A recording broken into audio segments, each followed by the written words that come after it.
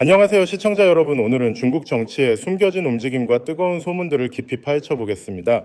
중국 공산당 내부의 권력 다툼부터 예상치 못한 사건들까지 마치 한 편의 정치 드라마처럼 생생하게 풀어볼게요. 이 모든 이야기는 사실에 기반을 두되 여러분이 쉽게 이해할 수 있도록 간결하고 날카롭게 전달하겠습니다. 자, 지금부터 중국의 권력 무대 뒤에서 무슨 일이 벌어지고 있는지 함께 살펴볼까요? 장유아의 화환소동 단순 실수인가 의도된 움직임인가? 중국 공산당 전 인민대표대회 부위원장 러디의 장례식이 최근 바바오산 화장터에서 치러졌습니다. 이 자리에는 시진핑 주석을 비롯한 공산당 7명의 상무위원이 모두 참석했죠. 그런데 이 장례식에서 이상한 일이 일어났습니다. 정치국 위원 장유하가 보낸 화환의 이름표가 누군가에 의해 가려진 겁니다. 단순한 실수일까요? 아니면 누군가의 치밀한 정치적 계산일까요? 장례식 현장을 담은 CCTV 영상을 보면 시진핑이 유가족에게 다가가 인사하는 순간 벽에 놓인 화환들이 비춰졌습니다. 7명의 상무위원과 한정 부주석은 각각 화환을 보냈고 16명의 정치국 위원들의 이름도 선명히 적혀 있었습니다. 마싱루이, 왕인 리스타이펑 유거중 리간제, 리슈레이, 리홍중, 허리펑, 장궈칭, 천원칭, 천지닝, 천민얼, 위안자진, 황쿤민까지. 그런데 허웨이둥의 이름은 이번에도 그리고 이전 쉬치량 장례식에서도 보이지 않았습니다. 이건 단순한 우연이 아니에요. 허웨이둥은 이미 심각한 상태이거나 최악의 경우 사망했을 가능성까지 제기되고 있습니다. 이 미스터리는 점점 더 깊어지고 있죠. 그런데 장유아의 이름이 가려진 사건은 더 흥미롭습니다. 그의 이름은 사라진 게 아니라 허리펑의 조문 리본에 의해 가려져 있었어요. 얼핏 보면 허리펑, 장궈칭, 천원칭 세 사람의 이름만 보이지만 자세히 보면 리본 아래에 장유아의 이름이 겹쳐져 있는 걸 알 수 있습니다. 이게 과연 우연일까요? 고위 관료의 화환 배치는 철저히 관리되는 일이에요. 실수로 리본이 삐뚤어졌다면 스태프가 즉시 바로잡았어야 했죠. 심지어 바람에 의해 리본이 움직였다 해도 정리하는 게 기본 절차입니다. 그런데 왜 하필 장유하의 이름만 가려졌을까요? 이 뒤에는 어떤 그림자가 숨어 있을까요? 혹시 시진핑과 함께 위기에 처한 차이치가 관련된 걸까요? 이 질문은 계속해서 우리의 호기심을 자극합니다.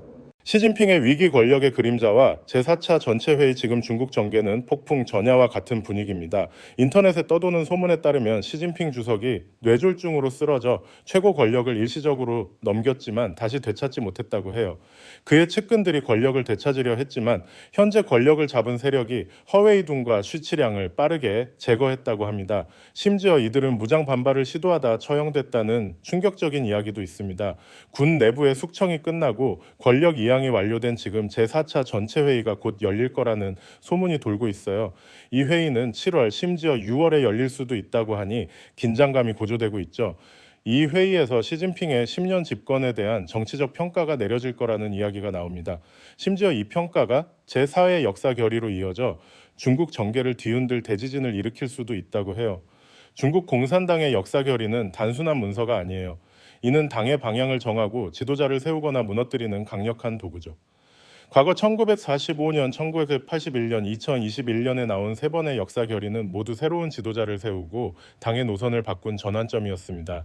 만약 이번에 제4의 역사 결의가 나온다면 시진핑에 대한 전면적인 부정과 정치적 청산이 시작될 가능성이 큽니다. 과연 중국은 어떤 방향으로 나아갈까요? 장례식의 미스터리 시진핑과 유가족의 미묘한 순간, 다시 러디의 장례식으로 돌아가 볼까요? 시진핑이 유가족과 악수하며 대화하는 모습은 이전 쉬치량 장례식과는 사뭇 달랐습니다. 쉬치량 장례식에서는 시진핑의 악수가 다소 건성이었고 유가족은 고개를 들지 않은 채 시선을 다른 곳으로 돌렸죠. 심지어 누군가에게 귀 기울이는 듯한 묘한 행동까지 보였어요. 당시 영상을 분석하며 저는 이렇게 추측했죠. 카메라에 잡히지 않은 어딘가에서 누군가 시진핑이나 유가족을 감시하고 있는 걸까? 이 의문은 러디 장례식에서 더 명확해졌습니다. 시진핑은 러디의 유가족과 진지하게 대화하며 눈을 마주쳤고 그의 출연 시간도 훨씬 길었죠. 이 변화는 단순한 우연일까요? 아니면은 누군가의 의도적인 연출일까요? 더 흥미로운 건 제가 이전 방송에서 지적한 몇 가지 의문점이 이번 장례식에서 수정됐다는 점이에요. 예를 들어 6월 4일 시진핑이 벨라루스 대통령 루카셴코를 만났을 때 회견 장소가 너무 초라하고 또 차이치가 보이지 않았다는 점을 꼬집었죠. 그런데 6월 6일 같은 장소에서 판첸 라마를 만났을 때는 임시 스크린이 설치되고 차이치도 등장했어요. 하지만 차이치의 표정은 어색하기 그지없었죠. 이게 단순한 우연일까요? 아니면 누군가 제 방송을 참고한 걸까요? 농담처럼 들릴 수도 있지만 여러분은 어떻게 생각하시나요? 시진핑의 세 가지 실수, 중국의 운명을 바꾼 정책, 이제 가장 뜨거운 소문으로 넘어가 볼게요. 제4차 전체 회의에서 시진핑의 집권에 대한 정치적 평가가 내려질 거라는 이야기가 나옵니다. 당국은 이미 초안을 마련해 소규모로 의견을 수렴 중이라고 해요. 이 초안은 시진핑의 10년 집권을 세 가지 큰 실수로 요약했는데요. 하나씩 살펴볼까요? 첫째, 정치적 실수. 종신제와 권력 집중. 시진핑은 후계 제도를 깨고 종신제를 도입하며 당내 규칙을 무너뜨렸습니다. 이건 당 내부에서 가장 큰 불만을 낳은 문제예요. 마오쩌둥 시절 권력이 지나치게 집중되며 오류를 바로잡을 시스템이 없었던 게 문제였죠.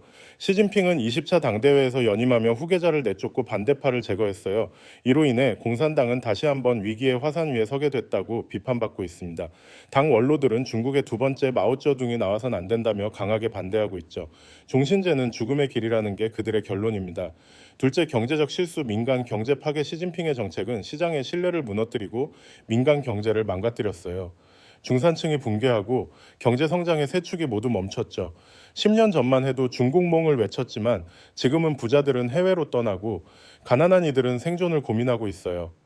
헝다 파산, 디디 상장 폐지, 알리바바 분할 산업의 대규모 해외 이전까지 중국 경제는 위기에 처했어요. 시진핑은 민간 기업을 반독점이라는 명목으로 억압하고 교육 산업을 국민을 위한다는 명분으로 무너뜨렸죠. 결과는 실업의 거대한 파도가 몰려오고 젊은이들은 공무원 시험마저 포기하고 있습니다. 이건 글로벌 경제 침체 때문이 아니라 시진핑의 정책 자체가 문제라는 비판이 강해요. 원로들은 이런 잘못된 노선을 더는 이어갈 수 없다며 변화를 요구하고 있죠. 셋째, 사회적 실수. 개혁 부정과 자유 억압. 시진핑은 개혁의 성과를 부정하고 문화 대혁명 스타일로 사회 자유를 억압했습니다. 지난 10년 GDP 둔화나 미중 갈등보다 더 큰 문제는 사회 전체가 숨막히는 분위기로 변했다는 거예요. 그는 모두를 침묵시키고 구호를 외치게 했죠. 당 원로들은 이런 통제가 위험하다며 문화적 숙청이 필요하다고 주장합니다. 이 세 가지 실수는 시진핑 집권의 핵심 문제로 꼽히지만 사실 이건 빙산의 일각일 뿐이에요. 그의 정권은 바이러스 확산, 테러 지원, 파룬궁 탄압 등 더 무거운 죄악으로 얼룩져 있죠. 특히 파룬궁 탄압은 가장 심각한 문제로 새로운 지도자가 이를 제대로 해결하지 못한다면 결국 같은 운명을 맞을 거예요.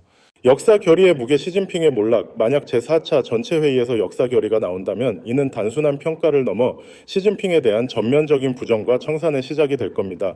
중국 공산당의 역사 결의는 당의 방향을 정하고 지도자를 세우거나 무너뜨리는 강력한 도구예요.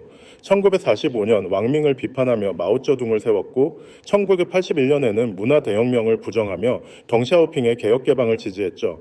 2021년에는 시진핑의 장기 집권을 정당화했지만 이번에는 반대 방향으로 갈 가능성이 큽니다. 만약 새로운 지도자가 세워진다면 시진핑과 그의 측근들은 정치적 청산을 피할 수 없을 거예요. 하지만 이 평가가 세 가지 실수에만 초점을 맞춘다면 이는 여전히 당 내부의 권력 다툼에 불과할지도 몰라요.